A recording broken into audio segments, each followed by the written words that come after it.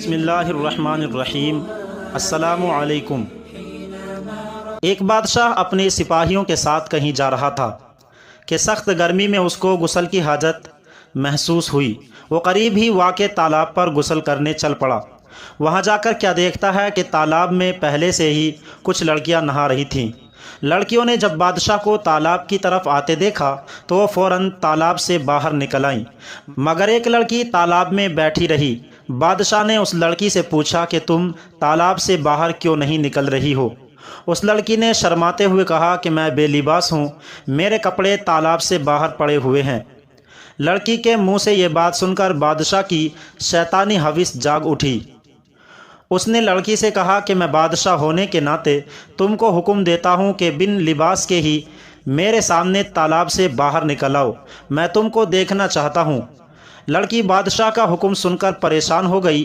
بادشاہ نے غور کیا تو معلوم ہوا کہ یہ لڑکی جو تالاب میں ننگی نہا رہی ہے سب لڑکیوں سے زیادہ خوبصورت بھی یہی ہے۔ بادشاہ نے لڑکی سے کہا کہ تم میرے سامنے بنا لباس کے پانی سے باہر آؤ، اگر تم مجھے پسند آ گئی تو میں تم کو محل میں لے جاؤں گا اور اپنی کنیز بنا لوں گا۔ لڑکی نے جب دیکھا کہ بادشاہ کسی صورت جان چھوڑنے پر تیار نہیں ہے تو اس نے کہا کہ بادشاہ سلامت، آپ کے لیے تو میرا سب کچھ حاضر ہے، لیکن میرے سامنے چونکہ میری سہیلیاں بھی ہیں اور آپ کے سپاہی بھی ہیں، مجھے بنا لباس کے دیکھ لیں گے تو میں بادشاہ سلامت کے قابل کیسے رہوں گی؟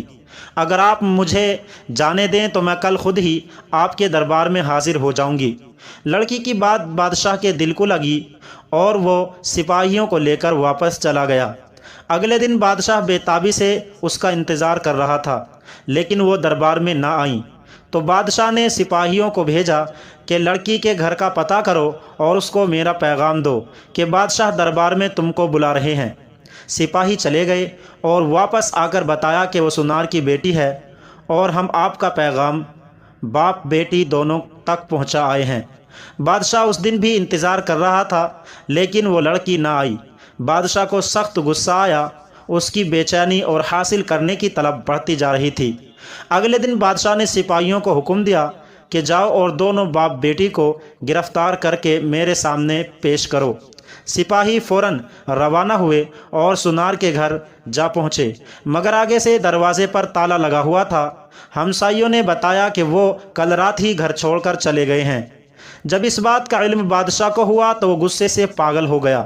اس نے سپاہیوں کو ہر جگہ دوڑایا، مگر اس لڑکی اور اس کے باپ کا کچھ پتہ نہیں چلا۔ پھر بادشاہ نے سلطنت میں اعلان کروا دیا کہ جو کوئی سنار اور اس کی لڑکی کا پتہ بتائے گا اس کو 1 کلو سونا انعام میں دیا جائے گا۔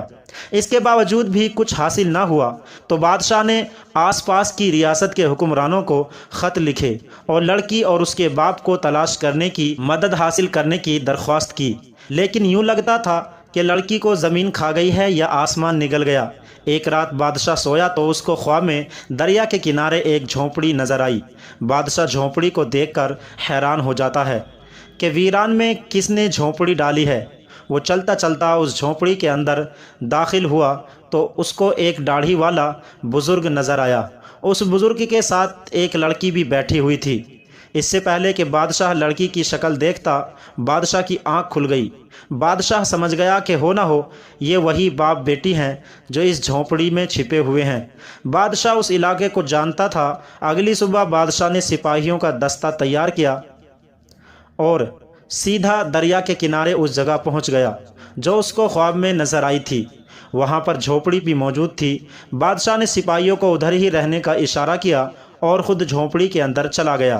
وہاں کیا دیکھتا ہے کہ ایک کمزور سی بیمار دیکھنے والی لڑکی سو رہی ہے اور ایک داڑھی والا بوڑھا انسان پاس ہی جائے نماز پر بیٹھا دعا کر رہا ہے کہ اے پالنے والے رب، ہم کب تک یہ ظالم بادشاہ سے چھپتے رہیں گے جو چند لمحوں کے لطف کی خاطر میری معصوم بچی کی عزت برباد کرنا چاہتا ہے۔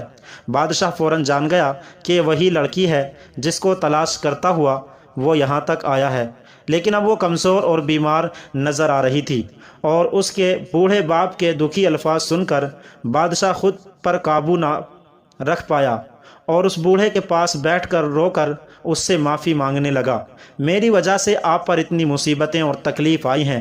اس کے بعد بادشاہ نے پورے اعزاز اور عزت کے ساتھ لڑکی اور اس کے باپ کو دربار میں بلایا اور لڑکی کے باپ سے درخواست کی کہ اگر آپ اجازت دیں تو میں آپ کی بیٹی سے نکاح کر کے اس کو اپنی بیوی بنانا چاہتا ہوں۔